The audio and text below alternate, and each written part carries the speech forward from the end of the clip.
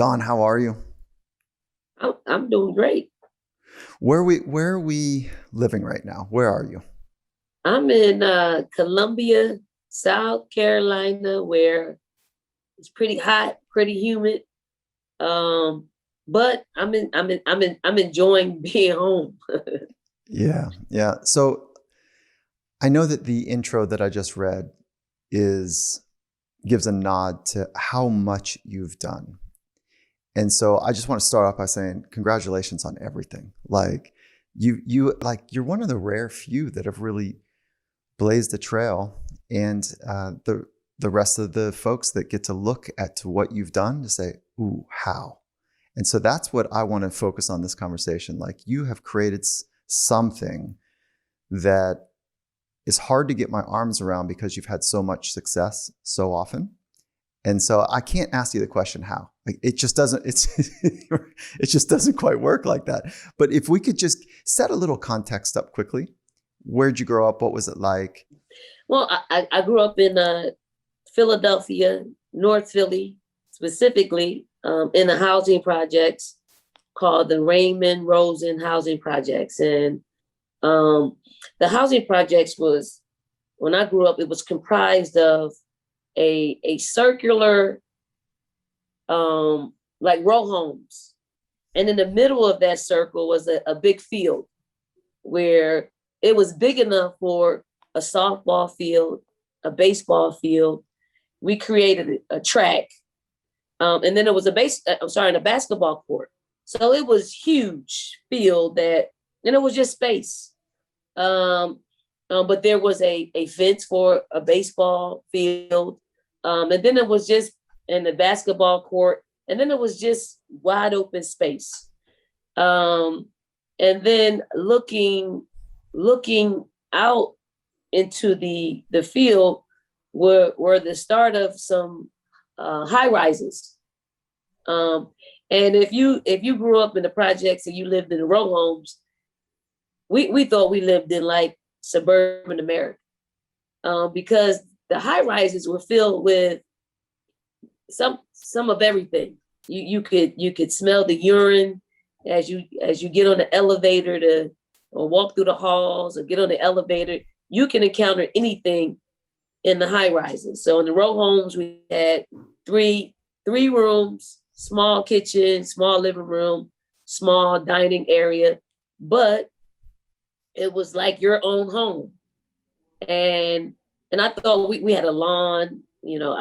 Our block was the fourth block, and we had a block captain that, I mean, she did not let anybody not mow their lawn or plant flower. I mean, it was beautifully done by everybody that lived in that house. Now, her grandchildren used to live in a neighboring block. Like if we were the fourth block, her grandkids lived in the fifth block, and the fifth block did not look as nice as our block. So even her grandchildren were under her wrath when it comes to coming to our block and not treating it like they lived there. So we had that. And the dynamics of living in the projects are so great because we did not know life outside of the projects. And we felt like we had everything that we needed to arm ourselves to be survivors. We knew we were, surrounded by a lot of negative, a lot of crime. But we also were protected by the people in our neighborhood that wouldn't allow us to stray off straight to the wrong path. And we were just a close-knit group that just really took care of each other. If during the summer hours, the long days, hot, we would get together and it was usually my house. All the parents went to work. We would kind of put our money together and we would go to the store and we would cook cheesesteaks for the entire neighborhood. And everybody really kind of took turns doing this. So it was a cool environment to grow up in. And it was, you learn a great foundation of discipline, because I grew up in a household where my mother, she didn't spare the rod. She's a faithful woman. She was a woman of great character and expected nothing else but that from her kids. And during those days, our parents allowed parents in the neighborhood to help us grow and learn and stay on the right path. So it was a beautiful environment where you learn how to, grow up with great character, with being surrounded by 100% like Black people. Like I didn't really get a interaction with any white people until in my later stages of playing AAU basketball. And then they would marvel, they would want to come in our neighborhood to kind of check it out. And then when they would take me to the suburbs, these big homes, and I mean, it was something made out of the TV. But they also prepared me for what I was going to see at the University of Virginia, because it would have been an eye-opening experience had I not interacted with someone other than my race. Okay, so you look back at your childhood with great fondness, with a gratitude. You look back as it was a place that you learned first principles, core values, community, togetherness, have your back, have my back. You learned that. Oftentimes the projects are associated with crime and gang and violence and poverty and not caring and struggle. And I could keep going, right, to describe some of the attributes. And you're saying, if I get the picture right, you're saying, yeah, okay, some of that's in there, right? But let me tell you the other thing, right? So was it gang involved? Was your, would you say the fourth block, was that gang involved or not gang involved? The fourth block was not gang involved at all. Mm-hmm. Like there was no crime on my block. None. But if you go across the field, and I'm not trying to shame the high rises, but once you cross the big field, right, yeah, anything could happen. Like you could hear shots fired. You could see people running. How did mom keep you from being attracted, or like what was that scenario about? Because I'll describe my childhood right now. When I saw something that was different and something that was a little risky or whatever, I was interested in it. Mm-hmm. And kids are supposed to kind of push up against boundaries and figure that whole thing out. It sounds like you went over to the high rises, you knew, but then you didn't stay there, if you will. And I don't know if this is coming off right, but I'm curious, like, what were the mechanisms in your family unit where they kept you from straying? Here's the biggest thing. Okay. That a lot of times not a lot of times. Here's what's missing in homes today that I had in my home. I was more scared of my mother than anybody on earth. So when you fear your parents, you're not going to stray out. When you're out of their sight, you're not going to stray from the very things that they taught you in our household, because you don't want to make them look bad. You don't want a beating. You don't want to break the sanctity of what the Staley family was all about. Would they use that like in the Stanley family? We fill in the blank. No, we don't. No, it wasn't that prescriptive. No, there were actions. My mother was a woman of few words. You look at her facial expressions will tell it all. If you do something within her sight, anything that's within reach, a shoe, an iron, an extension cord, she used that. And we were well aware of when we knew we've crossed the line in any way. And I just utilized that by being observant and aware of my surroundings and the people. And we're not a very trusting family or neighborhood. We built that. We built that trust with how we grew up and how we treated each other. And it just wasn't because, we lived in the same neighborhood. So you said we were not trusting, but we built trust. So amongst each other, like, okay, I want to pause that or pin that for a minute because that's really powerful. But you're saying that two things. Mom would use just about anything, not except for words. And there was a clear line. You knew behavior that was acceptable and unacceptable to the principles of the family. And when you crossed it, be careful. Right? And then so you knew that if you went out and did some stuff that was not okay, when you came home, it might be worse than what might have taken place outside.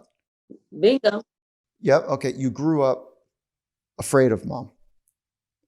And mom loved you? Absolutely.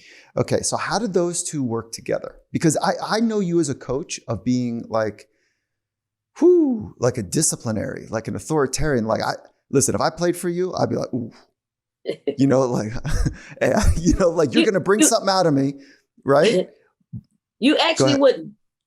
Okay, so tell me, this is the blend between the love, the acceptance, the getting, and then the discipline, the whatever. Okay, so I want to understand that from mom first, and then I want to understand how you do it. My mom loved hard. Like there was an incredible balance of discipline, and there was that other side of, if you abide by her rules, you live clean. You're good. You live a happy life. She'll love up on you. She'll kiss you. She'll hug you. She'll take you for ice cream every Sunday. She will give you the shirt off her back. All of that. If you just do what she tells you to do and abide by the rules of her house. And that's why I always say, I do have a reputation as being a very disciplined coach. But people see game day. When you just look at game day and you just take game day as that's who that person is, then you don't really understand the dynamics of team, of teacher, of nurturer, of forging a relationship with your players, that you can outwardly be who you are. And I've been very fortunate that my players allow me to be who I am because they know we've built a relationship to understanding that it is totally out of respect that I coach them the way I need to coach them to move them from where they are. They all aspire to be certain things. And I'll tell you this, I've had a lot of different coaches in my career. Coaches, one who were just strictly positive, just all positive. They see positive in everything. I've been coached by a coach who was methodical, low turnover, value the ball. I've been coached by a coach who allowed me to make mistakes and be creative and taught me through those mistakes. I've been coached by someone who pretty much rolled the ball out and say, do what you need to do. Create your magic. You're a disciplined player. You're not going to damage the sanctity of a team. So do you. And then I took all of those, and I had coaches who just play head games, like had you thinking outside of the 94 feet. And I've taken all of those experiences and for me, I think I just take the good from them that works for me. And I'm a player's coach because I coach like I'm their point guard versus being up here and they're down here. I'm a team member. Yeah, you know what I have a sense of? Let me use a military analogy for a minute. Is that if we got to get into a foxhole, God, I'd love you to be in the foxhole. I'm your girl. Okay, let's take a quick little break right here to talk about Coinbase. If you've thought about entering the world of cryptocurrency, but felt a little overwhelmed, Coinbase makes learning to buy and sell simple.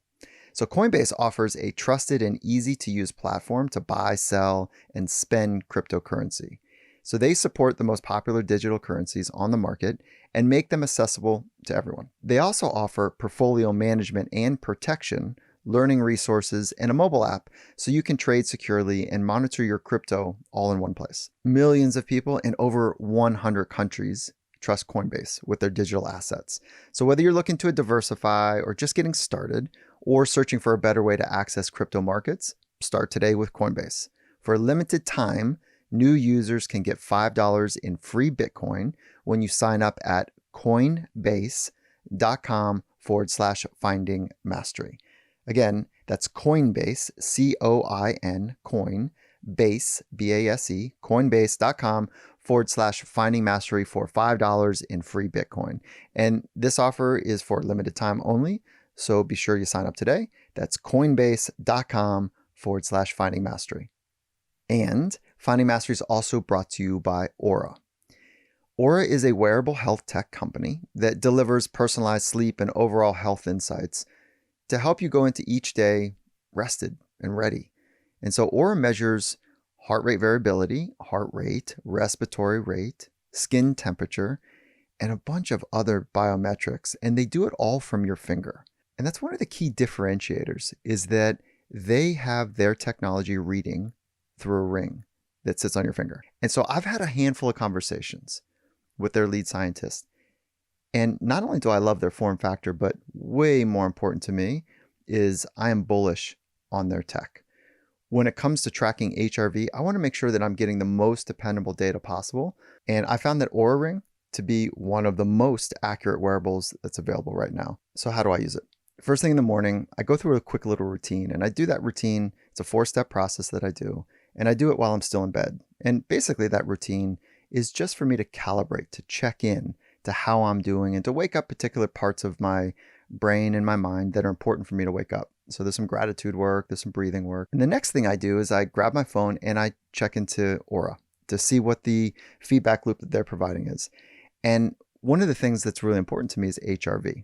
And why is HRV, heart rate variability, so important is that it's a metric of how your body is recovering from stresses throughout the day. And to learn more, I want to encourage you to go over to get.auraring.com/finding mastery. Again, GET, get.auraring, O-U-R-A, Aura, ring, RING.com/finding mastery. With that, let's jump right back into our conversation. What emotions have you felt while we've been talking? I enjoy reminiscing on the very thing that continues to ground me, and the very thing that is my foundation, because that's my rock. I've never strayed from living in the projects in North Philly, never strayed from the discipline that's required to be successful. And it's very simple.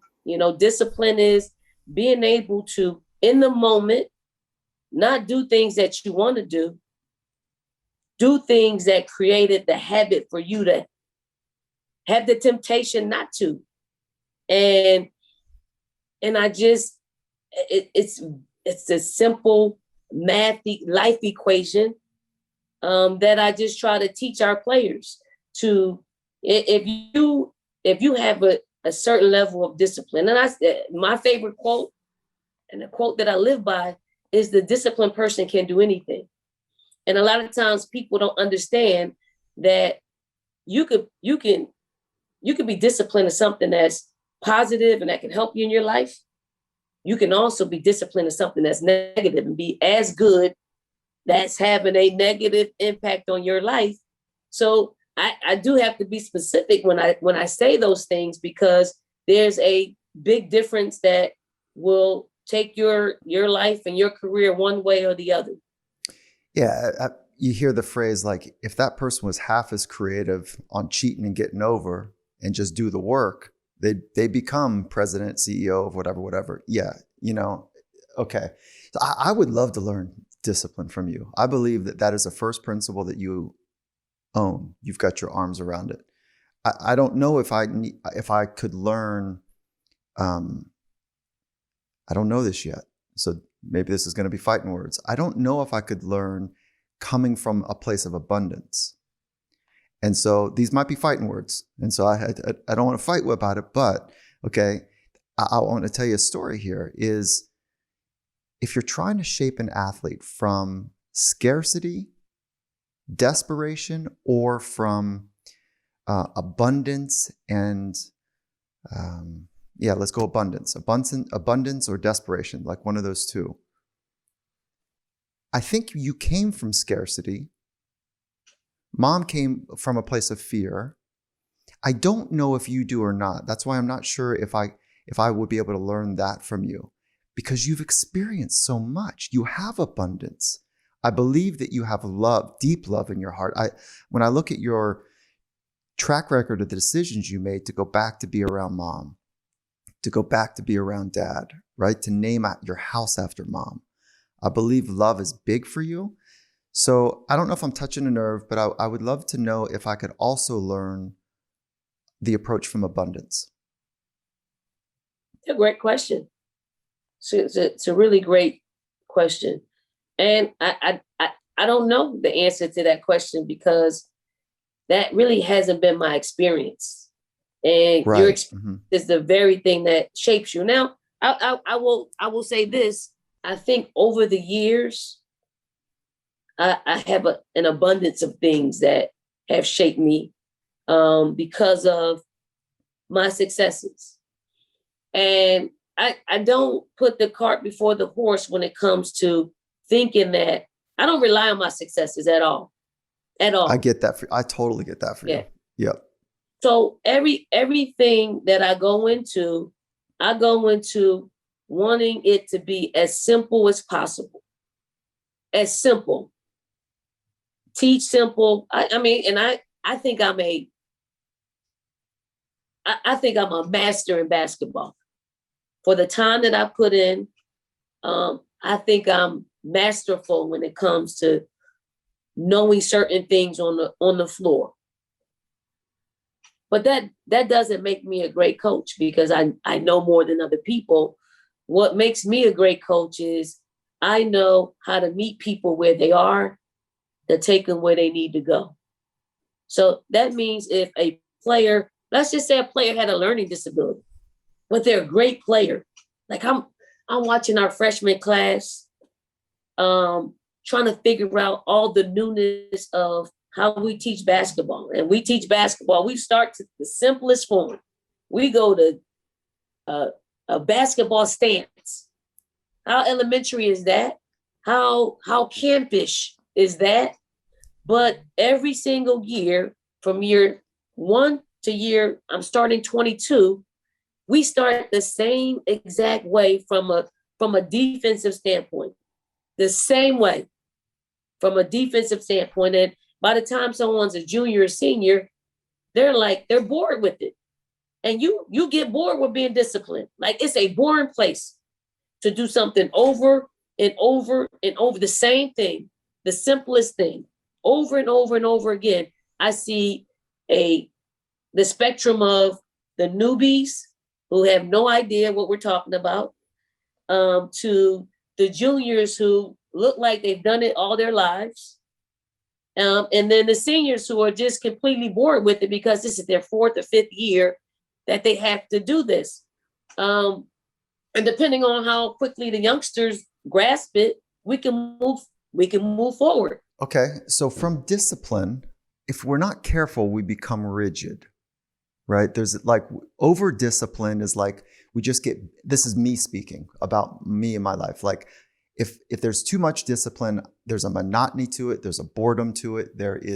I get kind of beat down, and I get what my teachers are trying to do is be disciplined to groove the behaviors and to become familiar with the best thoughts, right? So that we're eliminating variance by trying to, stay true to one thing. So that thing becomes masterful and then we build on it. How do you help people express the creative part? Because I heard it earlier. We were just like, hey, some coaches just rolled the ball out and said, do your thing because you've earned the right, because you've been so disciplined that they trust you. this is the art of coaching now, from discipline to creative. Yeah. And maybe you say, hey, listen, there's no space for creative. Just do the blueprint. No, there's always space for creative. Mm-hmm. I mean, and I'll take our freshman class. One of our players is super special. Like, she can do things that no one else on our team as a freshman can do. Her basketball IQ was, off the roof. Her court vision is incredible. Her movements are so natural. So when we slow her down and say, this is how we want to play for right now, she is half of the athlete that she is. She's she's thinking, she's slow, she's in thought, she stops.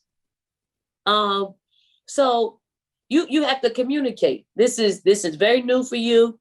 You're gonna go through thought process, and she's a perfectionist. So she's trying to get it right. So discipline is just keep her on that path, but just kind of explain to her that this is going to help you eventually. Doesn't feel like it right now, but it's going to help you. But so here's what I need you to do. I need you to play through it because we need to get to your greatness. Because her greatness is on the other side of it, but she's trying to figure it out. And we need to take our minds through figuring things out. Because if you just play off of what you do in your greatness, that's all you're going to rely on. If somebody else is greater in that, you don't have anything to fall back on. So it's teaching her mental strength. It's teaching her to train her thoughts and her body. Because once that becomes one, she's going to be able to do some more incredible things. I like to teach our players these things because if you learn them, you can play for anybody. Like, you can play for not just for us and our coaching staff, but when it's time for you to get to the next level and the next level after that, it's a matter of just semantics. And if you have an understanding of it, but the terminology is a little bit different, you're going to fit in and you're going to have ultimately longevity in basketball. I asked a similar type question to a multiple world champion in wrestling, and it's definitely an alpha competitive sport. And I said, how? Like, trying to oversimplify it, like, how are you so good? And he goes, I don't want to sound arrogant, but I just know the alphabet. I know the full alphabet. So now I'm just putting words together that are fun to play with. And like I think you know the alphabet. Is that right? You know the alphabet of basketball. Yes. You know the alphabet. Okay, so you're playing now. Okay, so let's go back to this really eloquent thing that you just said, which is like helping them blend. Gosh, that's not how you said it. Put together their body and their mind. How did you say that? It's something to that effect. Yeah, there's not a whole lot of opportunity to strengthen someone's mentality without failure. So when their minds and bodies match up, it will take them a lot further than just their bodies, because everybody gets tired and fatigued. So what happens when you get tired and fatigued? Something else has to kick in. And that's your habits and your mentality. Like, you have to be mental. I'm a firm believer in this. And a coach taught me this. And a coach taught her this, which is, and I think it's a Bobby Knight quote. And I believe Bobby Knight said, mental is the physical as 4 is to 1.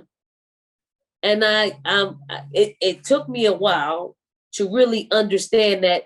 Just as an adult, it took me to understand that, because for so long growing up, I was better physically and skill-wise. I was better than everybody else. But when it was time for me to try out for the 1992 Olympic team, and some other more experienced players had something that I didn't have, and I get cut, that's when you start realizing it's more than just the physical part of it. And you get cut, you can't be physical anymore. It's mental.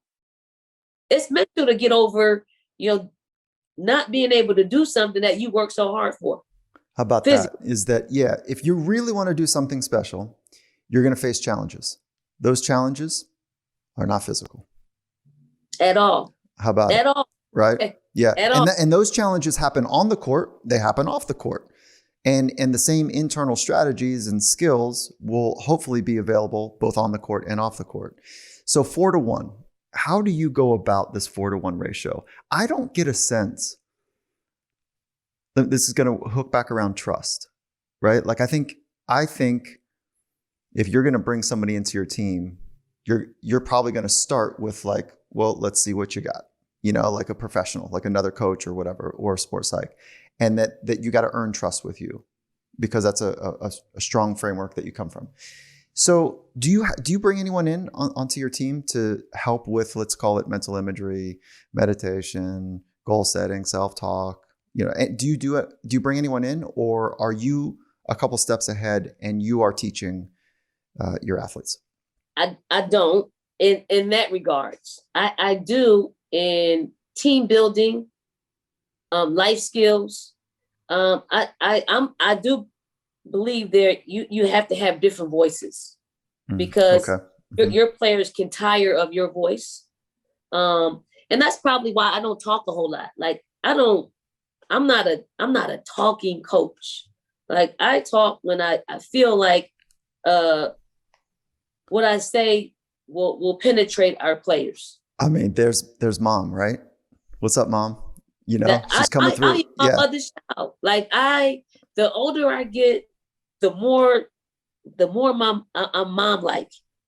And my hair stands up when I talk to you. Like, it's just the truth of it. Like, I believe you. Like, you get right to the truth. So how do you, this is not related to this conversation right now, because that's not what I'm about to say is not happening right here. But how did you develop from Mom, I'm imagining, the ability to speak the truth, and probably the truth to power? Like, I believe that you would stand up for anybody. So how did you learn to speak the truth? I learned to speak the truth when you really start listening to your heart, because it's heart driven. Wait. That's so big. Yeah. That's right. Because it's not like, hey, these are the right thoughts to have. It's go and understand within what is true from your feeling, from your belief system, and then the words will just happen. Is that? That is so true. And I don't think I'm a great public speaker, like me, if I'm judging myself, but everybody I seem to talk to, or when I'm giving a public speech, they walk away with thinking I'm, I get a lot of standing ovations and I don't really get it. But in some ways I do, because I am speaking like me. I am unapologetic. I speak what I think my truth is. And I'm not judgmental. I just let people be who they are. And again, I meet them where they are, whether I'm giving a speech or not. And that's who my mother is. Bless her soul, like, in heaven. But let me just give you a wait. You can't run over these feelings that you're feeling right now. What just happened? Yeah, what just happened? Yeah. I mean, I don't know, because I was shy, like uncomfortably shy when I went from the projects in North Philly to Virginia. I was good around my teammates, bad media. Like I would get one word answers, and as I reflect on it, it was because I didn't trust. Like I didn't trust the people who were asking me the questions. I didn't know them. And I don't give myself, I wasn't back then, I didn't give myself to people without having a certain level of trust. So And I look at myself now, and you really can't shut me up. But I don't say more than the words that are needed. So it's a kind of a delicate balance. But I learned that from my mother. Like I truly learned all of it from my mother because I watched her. You know, she was the person in my household that allowed me the range of emotions that, you know, that taught me through her example. So it was a pretty cool dynamic, although there were some days where, you know, I felt her wrath. Mm-hmm. Yeah. And she was just guiding though. She was just guiding to where she knew when I left her household, I was going to be okay. Even when I, you know, sometimes I watch our my players come here and they get from under their parents and then they just do things. They go and get tattoos, you know, on the first day that they're here because they're not under the guise of their parents anymore. But I was never that way. I carried, and my father has something to do with this too, but my mother was the strongest figure in my life because of she was the one that was administering the discipline. And my father was a quiet man and just allowed everybody had a role. He was the provider, you know, she was the disciplinarian. And we just knew growing up in our household. Brothers and sisters? Yes, you do. 3 brothers. Yep. Yes. Yeah, that's right. You've experienced quite a bit of, let's call it death and disease in your family, right? And so I want to get to the grief part, like, because you've got some experience here. So I want to get to what insights you have going through the grief process. Before we go there, I'd like to know, like great explorers, they're trying to figure something out. I see you as an explorer. What are you trying to figure out? For me, I'm trying to. I owe basketball a great deal. Like I feel like I'm forever indebted to the game for all the things that it's given me, and I want to figure out each of my players. I want to figure out what's inside of them, and I want to help them find their niche in life. And I hope it's basketball because I'm pretty good at it. I've dedicated my entire life to it, but also know that there's more to life than basketball. I mean, it's a big part of it. And it's been a big part of my life. So I understand that part of it, but I know that there's only a certain percentage of women that's going to be able to be pros. So I have to balance, you know, and I'm guilty of being a coach that coaches from the worst case scenario. Worst case. I try to put our players in a worst case scenario, whether it's life or whether it's on the court, because anything outside of that creates advantages. So if they can fight their way out of being in the worst situation, everything else is going to be quite simple to navigate. Okay, let's take a quick little break right here to talk about Wild Alaskan Company. I think you're going to love this company. I am so stoked to introduce them to you. So it's basically fish. And so fish is so important in your diet. You know that.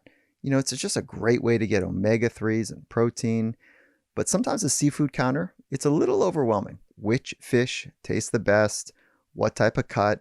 Can you be sure about the quality of the cut? Is it farm or fresh? And can you be, you know, certain that the label is right? I don't know. Maybe I'm just in my head about it, but the quality of my food really matters. And that's why I turned to Wild Alaskan Company. So they take the guesswork out of buying wild caught seafood. So they deliver high quality, sustainably sourced, wild caught seafood, and they deliver it right to your door. Their seafood is how nature intended it to be. It's always wild, it's never farmed or modified, and it contains no antibiotics. And you can adjust or pause or cancel your membership at any time. And they offer 100% satisfaction guaranteed or your money back. So get your nutrition from nature with Wild Alaskan Company. I love what they're doing. And so right now you can get $15 off your first box of premium seafood when you visit wildalaskancompany.com/findingmastery.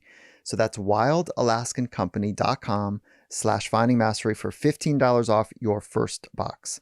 wildalaskancompany.com/findingmastery, and then make sure to use the URL to let them know that we sent you. And Finding Mastery is also brought to you by 8 Sleep. Now, I've been using 8 Sleep mattresses for the past few years, and it's a great tool. My whole family loves what they're doing. And it's a great tool for sleeping well. Science suggests that there's no one universal sleep temperature to promote deep and high quality sleep. I mean, more than that, our sleeping temperature needs to change throughout the night. And so as your body temperature changes, it affects both your circadian rhythm and your sleep quality. And maybe more troublesome is that the average mattress, there's no tech involved in it. It's actually absorbing your body heat, which, is not smart in any way about helping you to promote the right conditions for you to have that deep, restful sleep. So how does the Pod Pro, that's the product I'm talking about by 8 Sleep, how do they do it? They pair dynamic cooling and heating with biometric tracking. So the temperature of the Pod Pro adjusts each side of the bed based on your stages of sleep, based on your biometrics, and based on the bedroom temperature. And all of it is reacting intelligently to create the optimal sleeping environment for you. Their product comes in the form of a mattress. And then also they've got another product, which is a cover that you can put on your existing mattress that has the same functionality. So I want to encourage you to go check out what they're doing. I think you're going to love it. It's 8sleep.com/finding mastery to check out the Pod Pro and then save $150 off at checkout using the promo code Finding Mastery. So that's 8sleep.com, and you spell it EIGHT, sleep.com/finding mastery. With that, I'm wishing you the best sleep, and let's jump right back into this conversation. What is a compromised worst case scenario situation that you create in practice?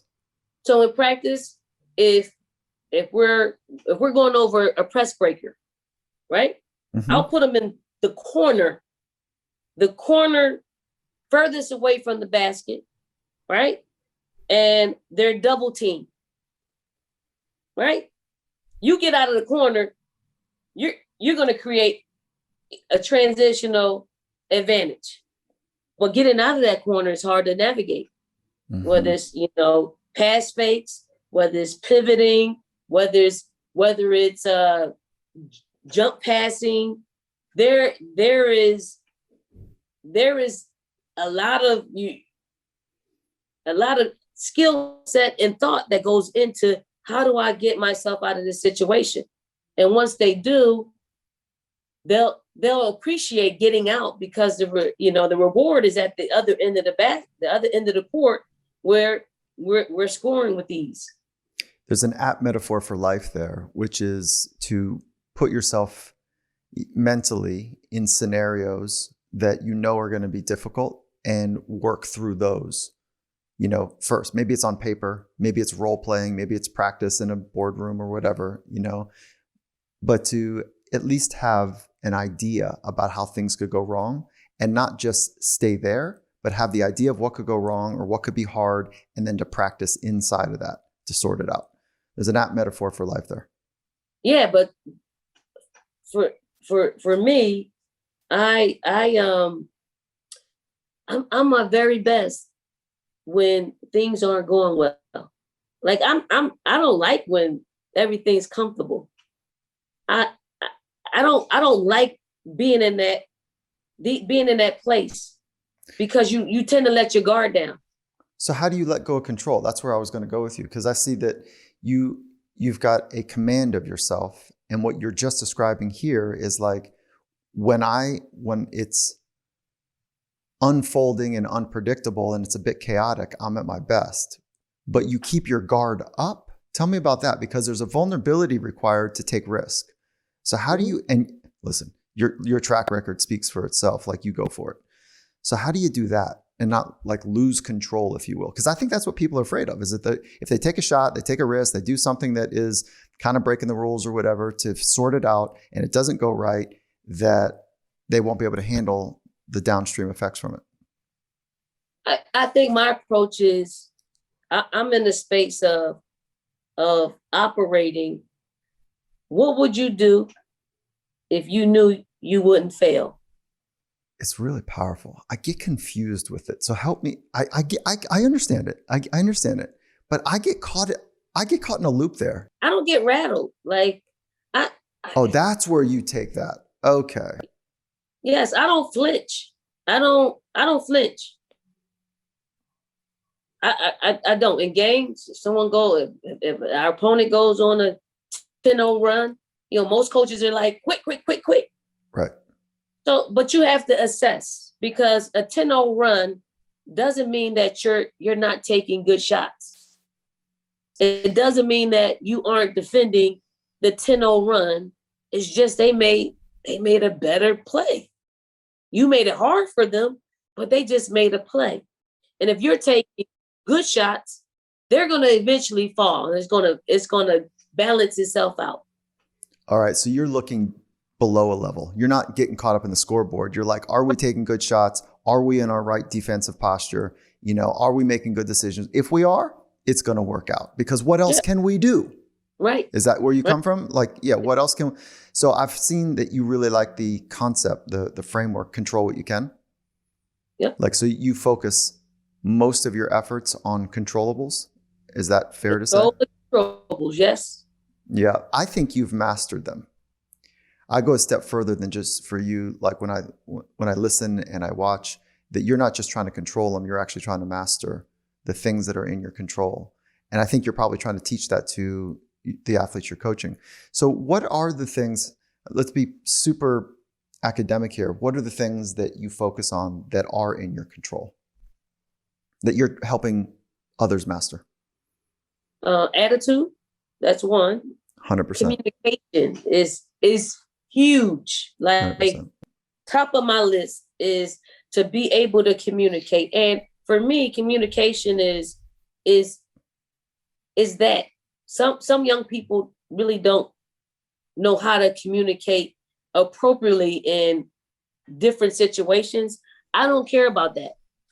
You're talking about like a frown, a cut with an eye. The cut with the eye, it says so much. I was talking to an athlete, this was up at the Seahawks, and he suffers no fools. This is an alpha, okay? Suffers no fools. I said, how do you sort out who you trust? He goes, I just watch. If they can cut somebody with their eyes and do it to their face, I'm going to trust them. And so you know what I mean by cut with the eyes, right? Like you just like, it's just like a little look like, hey, we're going to drop our shoulders and we're going to look at each other. And like, if I give you that nod, like, are you real? And the other person flinches. So yeah, that is so good. Okay. So that's what you're talking about too. Sometimes it's a way you carry yourself, not necessarily the words that you choose. It is nice when they both line up though. Yeah, it's good. I like for people to express themselves and not hold back. I would say I do. The caveat is you really can't do it in front of a team. I don't do it in front of a team. If you really have something to say, come speak to me one-on-one, curse, scream, cry, do whatever you need to do. We can work out appropriate delivery. We can work that out. That's not an issue. We can't always get to the young person expressing themselves and saying what's on their minds and hearts. So I have an open mouth policy to say what you need to say, even sometimes in a team setting, because we'll use it as a lesson. We'll use it. Like I was big on, I haven't had to deal with this in quite a long time, in that when we had players who just flat out were disrespectful in a practice, I used to send them home, like get out. Like I don't anymore. I don't deal with it anymore. But when I got over that part of it, I made them stay in the gym and maybe get on the bike or get on the treadmill so they can be in this environment so they can learn. Leaving them and letting them go, that's what they want to do. Be on their own terms and go back and get it on FaceTime. No, let's stay here. Let's learn. Let's see what other people are doing so you can see what the appropriate behavior is and how we need to act in a team setting. So I really think that's just a evolution in coaching, because sometimes you want to just separate yourself from the bad behavior, but that's not helping the person. They need examples of how to do it the right way. That's cool, because sometimes if I reach that place and it's that type of thing, like, okay, get out of here, that's actually a relief for me, which is that's not what I'm trying to sort out either, So yeah, I love that insight. That's a powerful insight. How do you speak to yourself? Like, I'd love to know the language that you use inside. How do you speak to yourself when it's good to be you now? When it's real good in there? How do you speak to yourself? I don't know if I do speak to myself. Oh my God, of course you do. You've got a whole narrative in there. You got a whole... Well, I don't know if I'm speaking to myself or if I'm just assessing situations. Maybe I do. Let me just give you this example. Like, because I do speak to myself. Mm-hmm. Like, I interviewed for the Portland Trailblazers, right? Mm-hmm. Yes. It was like when they first expressed that they had interest, and before they expressed that, I really had no interest in coaching NBA, WNBA, anything. None, like no ounce of me. And maybe it's because nobody really had interest in me. But the moment they had interest in me, I had interest in it. I think mainly because of the challenge, because it was something different, something new, something that not very many college coaches have had success right away anyway. So leading up to and it was probably 5 or 6 days between, when I talked to them and when the interview was. So it occupied my mind a lot. Like, I visualized me being in the locker room. There were NBA playoff games going on. So I would just kind of put myself in those situations. What would you do? How would you react? I'm a Sixers fan. So I'm looking at the Sixers and I'm watching Ben Simmons, just lose confidence. He's one of the focal points of our team, and he just lost confidence. I'm like, what would I say to him? What would I do to him? All while, looking at this interview that I'll have in a few days and saying, how do I prepare for this? And I'm asking myself, like, how do you prepare? Like, what? I really don't know anything about the coaching in the NBA. But here's what I do know. I know people. I know my separation in coaching has a lot to do with my interaction and me forging relationships with people. So that's what I'm going to expound on. The exit and owing, it's exit and owing. You can learn that. I think I have things that coaches can't learn at this point of their careers, because it is the very thing that I've built my career on, which is the person and figuring out how to deal with them and all the things that they're thinking about and all the things that they want to achieve while not compromising the sanctity of the team. And I think that's what's missing in the NBA. I think you're right. And I want to go two ways on this. One is the way you speak to yourself is that you create images about what something in the future could look like. And then you're working your way through it. How could I, how would I, what would be a solution? And then underneath that, I think you've got this fundamental belief that probably isn't evident to you, but this fundamental belief that, hey, I can do hard things. I know people. Put me in a situation. I can do hard things and I know people, those two combined. And yes, I can learn all the X's and O's. And listen, I know a lot of them. I can learn all that. It's the foxhole. That's It's the a foxhole foxhole. thing. Yeah, it's a foxhole thing. But it's your two kind of crown jewels right now that seems to me are people and virtues and values and how to bring those out of people, but you understand humanness. And then the other is that you can do hard things. You've been through hard times. The most hard times is losing loved ones, but you've been through hard times and you understand that how to stay intact during them. Are those two of your crown jewels? And discipline is the way that you bring that out. Well said. I couldn't say that. I couldn't eloquently say that. We got there yes. together. We got there together. Yeah, we got there together on it. Thank you. Okay, so, all right. Here's what I think you in the NBA, the only thing I get tripped up on is that the reputation of like coaches don't have as much power as players. I don't know if you could manage that.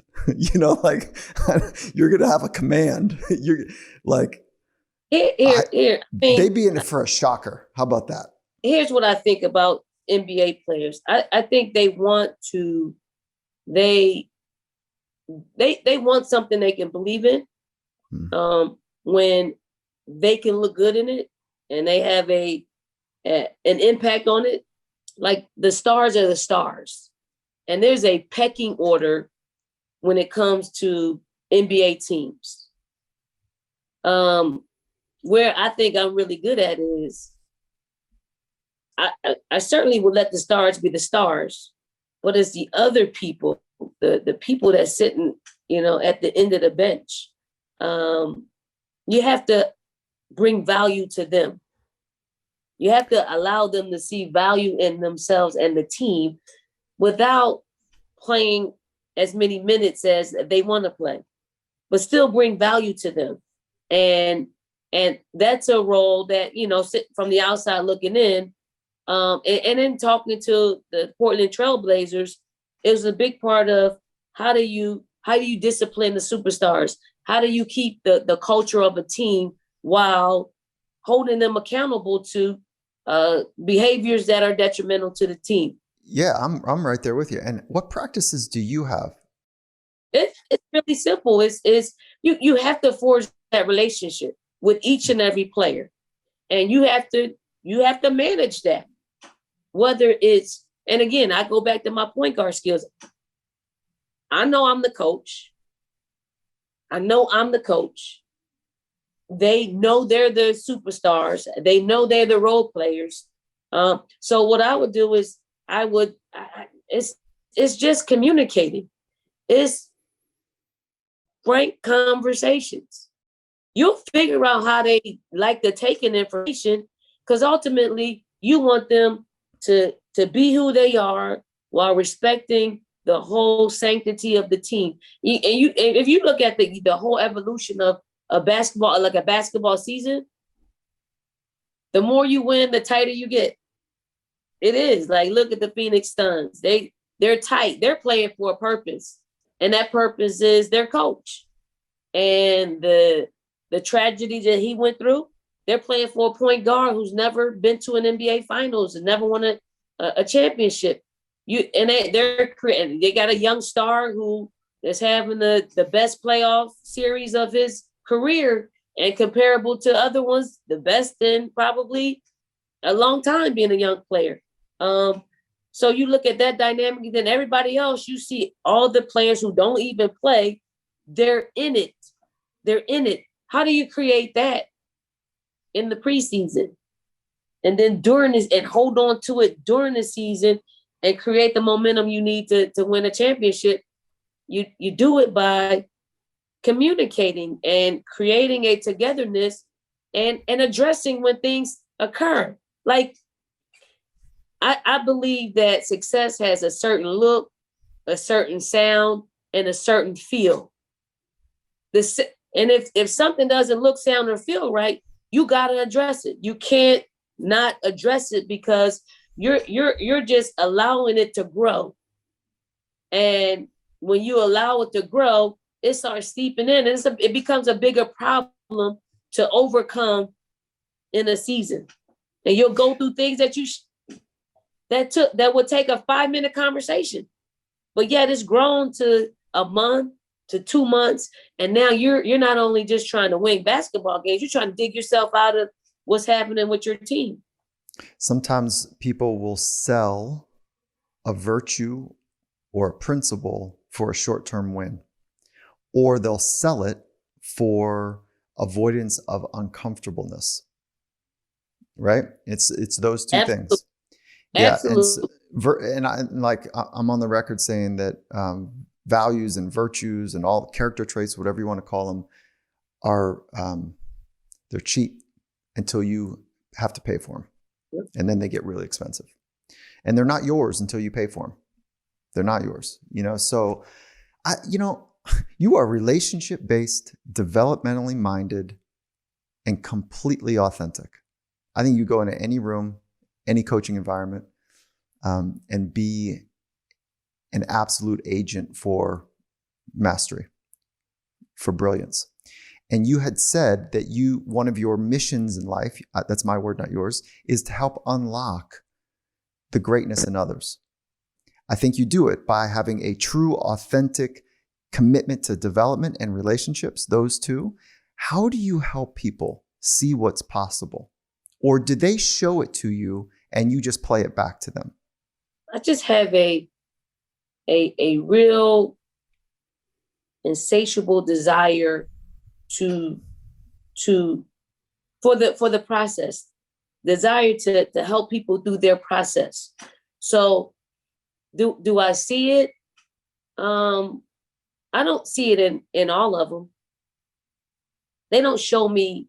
They don't. Everyone doesn't show me it, but everybody has something inside of them. So I don't go in with preconceived. Again, I meet people where they are. That's something that a lot of people don't do. Like if I think somebody can be great, I don't expect greatness like today.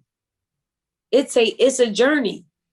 You gotta lead them to the greatness. You tell them how good they are and how good they can be, but where are you today? Okay. And then you have to stop. Where are you tomorrow? Where are you the next day? And how does it measure up to where you're trying to go? Yeah, you got to be real. I was going the same place about honesty, is that I think you're creating honest humans.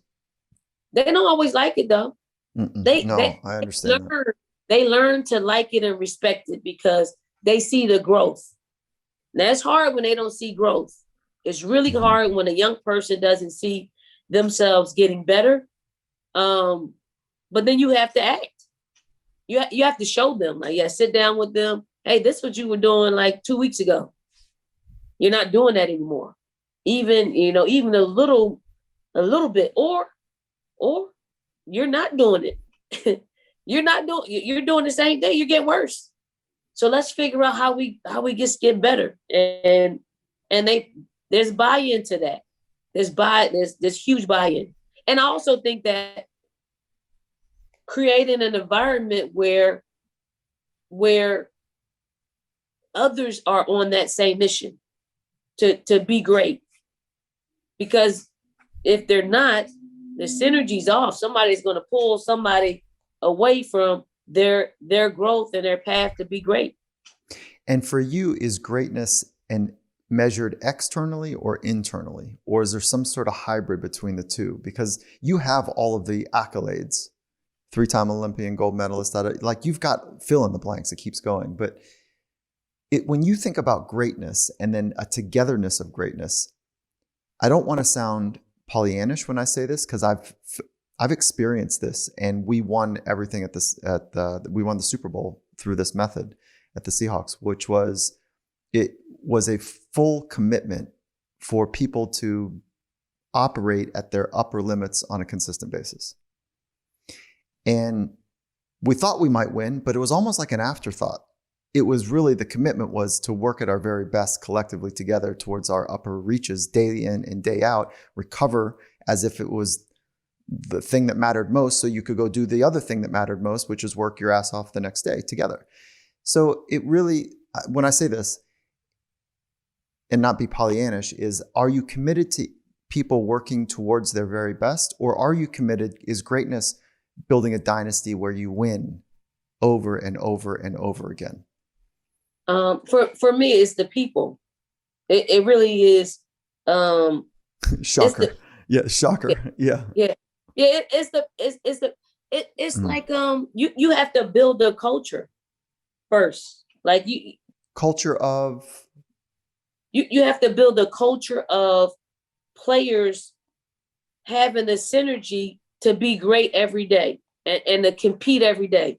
And I say this because we're in a position that not a whole lot of programs have been in. Like we got 16 players.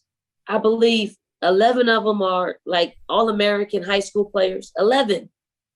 And then the other players are great in their own right. So I'm thinking, how are they going to differentiate? How are they going to edge each other out when it comes to playing time and divvying up the playing time? It's an incredible competitive environment that they're some of them are going to sink or swim. But we're going to arm them with whatever they need to be successful. And we're not going to let them off the hook because this is what they signed up for. And it's much like a WNBA team. And I'm so happy because these players they believed in this environment. They want this. Now, I know we're 6 months removed from being in the middle of the season, but right now they have there's a cool innocence and purity about where they are at this stage of our season. Now, as we get closer to naming the starting lineup and getting substitution patterns, we know, and we hope there isn't issues. There's going to be some issues, but it's cool for me as a coach to work through them during the process. So when it happens to them, if they don't get the playing time that they want, they've already been through it. So they already know how to react to it, even though they don't like it. Even though it's something that, they didn't envision in their minds, them sitting for 20 minutes of a game or 30 minutes of a game. We're playing only 10 minutes. So it's such a cool dynamic that I'm so looking forward to, because again, it's a challenge. It's a huge challenge for us to get them to believe in each other and still believe in themselves, even though they're not getting what they want. So, I'm looking forward to it because it's much different than I've ever coached in 22 years. It really is like an all-star team that you're pulling Yes, together. Yeah, it to is. work. Yeah, not just for one weekend, but for months. Okay. Is there a decision or an experience that changed everything for you? I have to go back to when I got cut from the 1992 Olympic team. It was a huge life lesson for me, because I had never failed that bad. Meaning, the only thing growing up, the only thing I wanted to do, being in that house, that row home in the housing projects, I didn't see women play, but twice on TV. That was Olympic Games and National Championship. So when I got cut in 1992, that was just like me, there was a goal. It was a goal. And I reached the crossroad of, do I think because I got cut is a political thing, so I'm not going to go back? Or I'm going to put myself in a position where I'm going to be an asset the next time that I try out for an Olympic team. They're not going to leave me off the roster. So I chose the latter and worked my butt off. They said when I got cut, there were two reasons. I was too short and I didn't have enough international experience. So I couldn't do anything about my height, but I surely can arm myself with international experience. So I packed up and played for 3 years. And when that rolled around in 1995, three Olympic gold medals later, if I chose to go the other route and not hurdle that, I would not be a 3-time Olympian. I would not be a 2-time assistant coach, gold medal Olympian. And I wouldn't be the head coach of an Olympic team today. So I chose to go the hardest route and not the easiest route. And I got to the other side, and it's been plentiful. Where were you when you got the information or the news that you didn't make the team? We were there at the Olympic Training Center. You were there. And so were you with others, or did you walk up by yourself to a board and see who was on the cut line?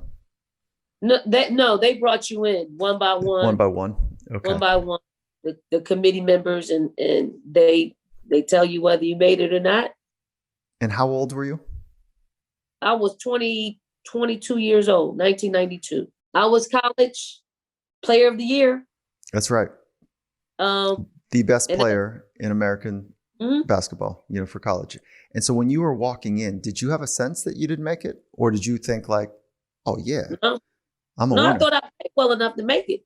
Right. Okay. And then so they brought you in, and how did that, do you remember what you were wearing? I don't. I was probably wearing some USA basketball gear. Okay. And then when you came in, you sat down, I would imagine. Mm-hmm. One coach or two coaches were in there? There were two people, not coaches, committee members. Committee members. And however they delivered it, what was your experience when you heard the news and they said, I'm unfortunate, I'm sorry, or whatever they said? I mean, when I reacted like most young people, which was, it's bullshit and it's political. You said that right away? No, I don't. I mean, my bubble. Your bubble said. See, no, you do talk to yourself. Yeah. Look at you. Yeah. Okay, so you said bullshit and political. And then interesting that you blamed the circumstances. You didn't, but then you changed your internal approach. So you didn't just get stuck blaming. Yeah, it was something that I wanted. And I like to prove people wrong. I do. I like to prove them wrong. I like to be an odds beater, because it's the very thing that fuels me. Do you have a chip still? You? Yes, I coach with a chip. Yes. You do? Yeah. Okay. So look, how do you do that? Because you've won everything. What else is there to win? I mean, there are haters and detractors out there.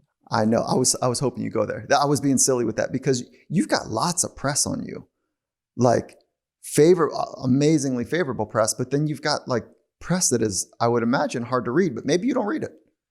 Maybe you don't read some of that stuff. I read it all. Okay, so how do you deal with it? What is one of the ones? I don't want to give any power to any particular writer, but give me a theme that shows up that you go. Well, it may not be a theme that's directed to. It's indirectly impacting me and our team. So go back to 2020. Okay,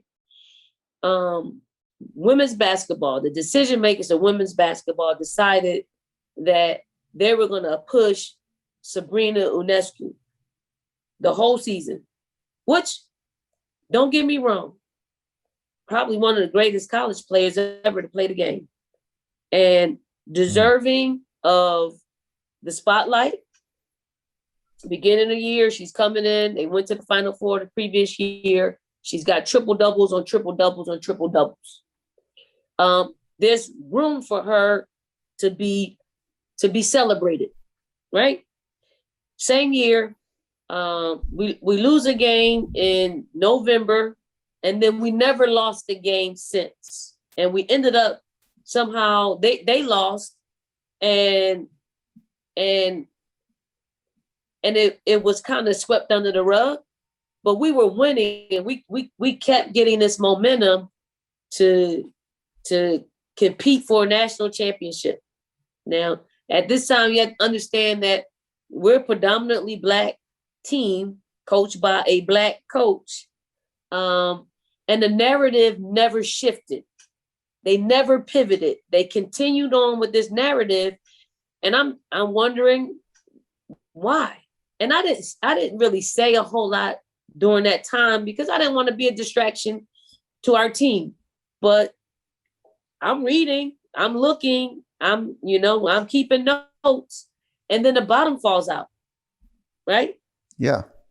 So, when the bottom fell out, they continued with the narrative of Sabrina, which I know was her last year, and all of that. Room for her to be reveled in that. But then you don't speak on who was the number one team for the past 9 weeks of the season. You never really give us the publicity because you're sticking with that narrative. Now, I don't know if it's a race thing or what, but I did have a few choice words to a decision maker. And was I wrong? No, I don't think I was wrong. But I told them how I felt, and I told them how it looked, not just for South Carolina, but for the rest of women's basketball, because there were a lot of great stories that weren't covered, and we missed the mark, and the bottom fell out. So the only thing that people are going to hear about is the one narrative when maybe they said they were going to do these stories during the NCAA tournament, but we never had an NCAA tournament because the bottom fell out, pandemic hit, and now we're left with not these untold stories. I mean, they ended up doing a feature, an hour feature on us during that time, but I was still talking about the other stories that we missed. And I don't think it will change. I think they're going to go to the hottest thing. And honestly, if it's a white student athlete player that is good and deservedly so, if they're good, great. But let's not lose all the other powerful stories in our game, because that's what our game has been built on, is the stories, the great athletes, the great teams. And let's not lose sight of that. So I just feel like that's a chip. That's a huge chip that I coach with. Who are some of if you could sit with a master of craft, somebody that is alive or not with us anymore, and you could, sit at their knee for a little bit, who would you want to learn from? Who would you want to have that conversation with? Just any craft? Yeah, for sure. I would, this is a weird one and not out of left field, but this is one person that I grew up watching from afar.